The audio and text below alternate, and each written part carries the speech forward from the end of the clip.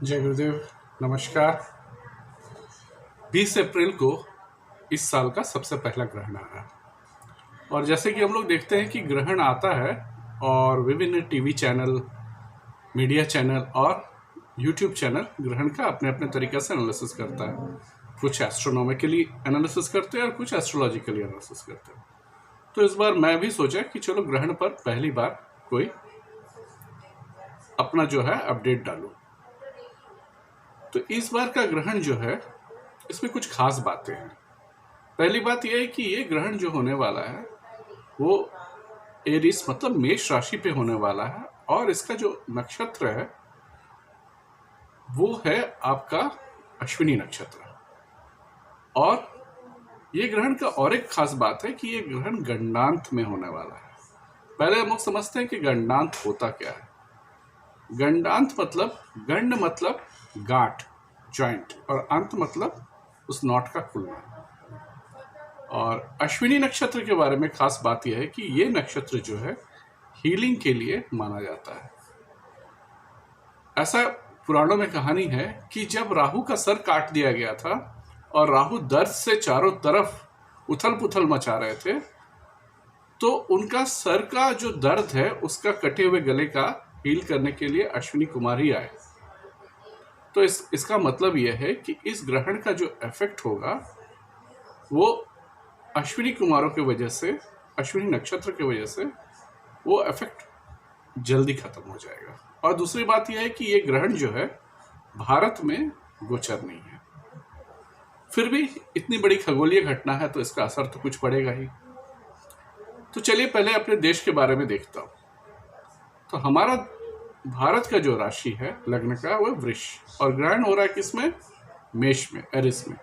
तो इसका मतलब हमारा ग्रहण का असर जो है हमारे देश के पहाड़ी क्षेत्रों में या जहां पर सूर्य उगता है, एरिस में सूर्य उगता है, तो अरुणाचल प्रदेश में इसका असर हो सकता है। क्या क्या असर हो सकता है? ग्रहण के समय वहां पर सूर्य के साथ बृहस्पति है।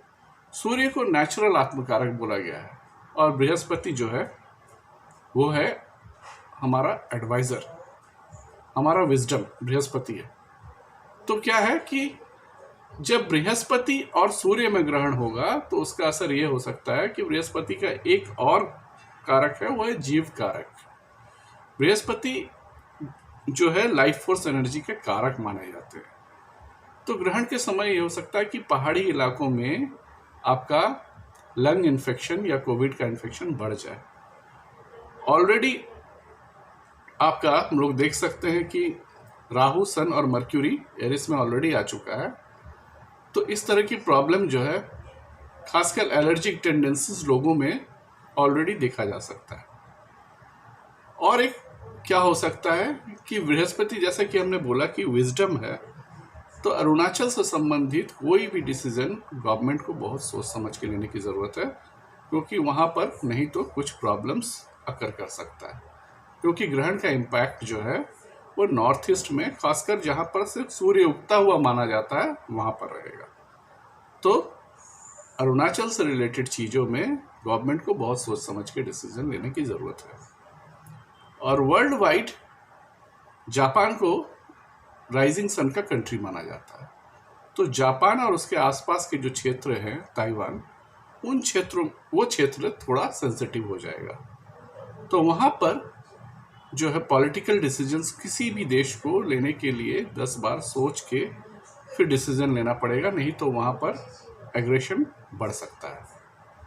तो ये तो हुआ ग्रहण का जो इम्पैक्ट है वो इंटरनेशनल में और नेशनल वे में क्या हो सकता है। दूसरी बात यह है कि जब ग्रहण का इम्पैक्ट बृहस्पति पर भी हो रहा है तो बहुत सारे या कुछ जो धार्मिक गुरु हैं जिनका चार्ट में उस तरह का इम्पैक्ट है, तो हो सकता है उनका नाम कुछ धूमिल हो। और चूंकि गंडांत में हो रहा है तो हो सकता है कि एक दो ऐसे लोग हैं जिन पे केस चल रहा हो, तो उनको उस केस से कुछ रिलीफ मिल सकता है। तो धार्मिक गुरुओं को भी या जो धर्म से रिलेटेड लोग हैं उनके पर्सनल चार्ट के हिसाब से ग्रहण का असर उन पे आ सकता है। अब हम लोग थोड़ा सा राशि वाइज इसको एनालिसिस करते हैं। एरिस का ग्रहण जो है वो लग्न में है, तो एरिस वालों को चाहिए, जो मेष राशि वालों को चाहिए कि अपना हेल्थ पे थोड़ा सा ध्यान रखे और साथ में मैनेजमेंट के साथ ना उलझे, तो उनको नहीं तो प्रॉब्लम हो सकता है। वृष राशि वालों को ये एडवाइस है कि उनका ग्रहण 12वां घर में हो रहा है, तो 12वां घर में ग्रहण हो रहा है तो इसका मतलब ये हो सकता है कि उनकी कोई यात्रा पहाड़ों पर या अपने पैतृक गांव पे हो सकती है, या 12वां घर आपको आश्रम भी बोला गया है, तो वहां पर भी चूंकि जुपिटर है तो वहां पर भी हो सकता है और उनका गुरु के साथ मिलन भी हो सकता है। पर अगर चार्ट में सूर्य अगर खराब है, खराब परिस्थिति में है, तो कुछ वृष राशि वालों को जेल भी जाना पड़ सकता है। ये डिपेंड करता है चार्ट पे, इसलिए घबराने की जरूरत नहीं है। इसका मतलब नहीं है कि हर वृष वालों के साथ ये लागू होगा। अब आते हैं जेमिनाइन पर। जेमिनाइन पर ग्रहण का असर जो है 11th हाउस में। 11th हाउस जो है आपका नेबर्स है, आपके बड़े भाई बहन है, तो जेमिनाइन के साथ ये एडवाइस है कि अपने बड़े भाई बहन या नेबर्स के साथ रिलेशन को खराब नहीं करें। हो सकता है जेमिनाइन वाले अपने बड़े भाई बहनों के साथ मिले किसी गैदरिंग में, तो फिर उनके साथ किसी भी तरह का मनमुटाव ना करें। 11th हाउस इच्छा पूर्ति का भी होता है। अगर वो ऐसा करते हैं तो उनकी इच्छा पूर्ति में इश्यू आ सकता है। अब आ जाते हैं कैंसर साइन पे।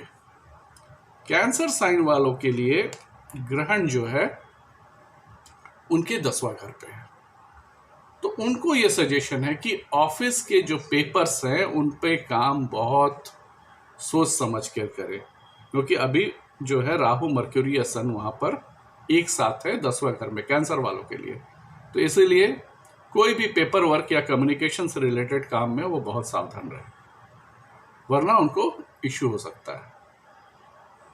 लियो वाले के लिए, लियो वाले के लिए ग्रहण का मैं यही बोलूंगा कि उनका ग्रहण जो है 9th हाउस में हो रहा है, तो हो सकता है 9th हाउस जर्नी का होता है, 9th हाउस आपके गुरु या बॉस का हो सकता है ग्रहण के कारण वहां पर कुछ नया हो, क्योंकि एरिस हमेशा नई चीज़ों को लाता है, तो हो सकता है उनका बॉस बदले, या हो सकता है उनका कोई जर्नी हो जो उनको लगे कि उसमें वो काफ़ी कुछ सीखे, वो स्पिरिचुअल जर्नी की तरह। ये है लियो वाले के लिए। अगर मैं वर्गों की बात करूं, कन्या राशि के लिए बात करूं, तो ग्रहण उनका जो है 8वें स्थान पे है। 8th हाउस जो होता है ट्रांसफॉर्मेशन का होता है, और कन्या वालों के लिए जो जुपिटर जो है वो बाधक होता है, तो हो सकता है उनके यहाँ, उनके पत्नी के यहाँ किसी की बहुत ज़्यादा तबीयत खराब हो जो मृत्यु तुल्य कष्ट दे रहा हो, या फिर सूर्य राहु और वहाँ पर जुपिटर जब साथ हो रहे हो तो वहाँ पर उनका पिता के साथ भी कोई मतभेद हो सकता है, या जो पैतृक संपत्ति है उससे संबंधित भी कुछ बात हो सकती है। यह है वर्गों के लिए। उसी तरह लिब्रा वालों के लिए उनके पार्टनर्स के यहाँ उनके पार्टनर के साथ कुछ नया चीज़ें हो सकती है। हो सकता है उनका जॉब या उनका फिर बॉस के साथ कुछ नया असाइनमेंट तैयार हो। ये लिब्रा वालों के लिए। अब आ जाते हैं स्कॉर्पियन। स्कॉर्पियन का ग्रहण जो है उनका 6th हाउस पे हो रहा है। 6th हाउस क्या है? 6th हाउस हमारे सर्विस का घर है, 6th हाउस हमारे रोग का घर है। तो 6th हाउस में अगर ग्रहण हो रहा है तो हो सकता है स्कॉर्पियंस को अपने ऑफिस में मैनेजमेंट के साथ कुछ मनमुटाव हो, या उनको मैनेजमेंट कुछ नया काम असाइन कर सकती है। स्कॉर्पियंस के लिए मैं ये भी कहूँगा कि वो अपना हेल्थ पर, खासकर स्किन पर और जो इन्फेक्शन से रिलेटेड चीज़ें हैं उन पर थोड़ा सा ध्यान दें, क्योंकि उनका 6th हाउस जो है रोग ऋण शत्रु का घर, वहाँ पर ग्रहण है। तो जुपिटर और राहु जब एक साथ हो जाता है तो उनको लंग इन्फेक्शन का या फिर साइनसाइटिस का प्रॉब्लम स्कॉर्पियंस वालों को ज़्यादा हो सकता है। स्कॉर्पियन के बाद अगर हम सजिटेरियस की ओर आए तो सैजिटेरियस का ग्रहण जो है उनका 5th हाउस पे है। उनका मैं यही सलाह दूंगा कि वो अपने बच्चों का हेल्थ पर ध्यान रखे। अगर वो एजुकेशन में है तो वहाँ पर उनका ध्यान होना चाहिए, और साथ साथ उनका नाम मान सम्मान पे भी कुछ असर पड़ सकता है, तो वो उन पर ध्यान दे। कैप्रिकॉर्न वालों के लिए जो ग्रहण है उनका 4th हाउस पे है। तो कैप्रिकॉर्न वालों को मैं यही बोलूँगा कि वो अपने माता का हेल्थ का ध्यान रखे, ड्राइविंग करते समय वो सावधान रहे, और साथ साथ घर में उनका अशांति का कुछ प्रॉब्लम हो सकता है, या फिर उनका भी लंग में कुछ थोड़ा सा इन्फेक्शन आ सकता है। एक्वेरियस का ग्रहण उनका 3rd हाउस में है। एक्वेरियस वालों को मैं फिर से बोलूँगा कि ये अपने कम्युनिकेशन के प्रति सावधान रहे, साथ साथ अपने सिबलिंग के साथ, जो छोटे भाई बहन है या फिर नेबर के साथ, इनका रिलेशन को बनाए रखे, वरना ग्रहण वहाँ पर उनका असर कर सकता है। साथ में पाइसियंस के ग्रहण जो है उनका 2nd हाउस जो होता है वो उनका जो प्राइमरी फैमिली है वो है, या फिर उनका धन संपत्ति जो वो जमा करते हैं वो है। तो पाइसियन का ग्रहण वहाँ पर है, 2nd हाउस में है, तो खासकर वो अपना प्राइमरी फैमिली से रिलेटेड कुछ वो न्यूज़ सुन सकते हैं, या फिर उनको प्रॉब्लम हो सकता है, अपना जो जमा पूंजी है वहाँ पर अचानक से धन का खर्च होने का कुछ इश्यूज आ सकते हैं। तो ये रहा ग्रहण का ओवरऑल इम्पैक्ट। अब रेमेडी की बात करें, रेमेडी क्या कर सकते हैं। ग्रहण चूंकि जब अगर वो उसमें जुपिटर इन्वॉल्व है तो आप गजेंद्र मोक्ष का पाठ सुन सकते हैं। अगर आपका कोई गुरु है तो आप गुरु पूजा जरूर कीजिए। अगर नहीं है तो गजेंद्र मोक्ष पुरुष सुक्तम जरूर सुने। और राहु पर अगर कोई भारी हो सकते हैं तो वह हमारे हनुमान जी, तो हनुमान चालीसा का ग्रहण के समय जरूर पाठ करें, हनुमान जी की आराधना करें, तो आपका यह ग्रहण में कुछ भी असर नहीं होगा। तो ये रहा ग्रहण से रिलेटेड एनालिसिस। और मैंने जो प्रेडिक्शन किया है, आप मुझे बताइए कि वो आपके साथ इन अभी से लेके इन पिछले आने वाले 1 महीने में ऐसा ये सब हुआ कि नहीं, कमेंट बॉक्स में लिखिएगा। तब तक के लिए नमस्कार।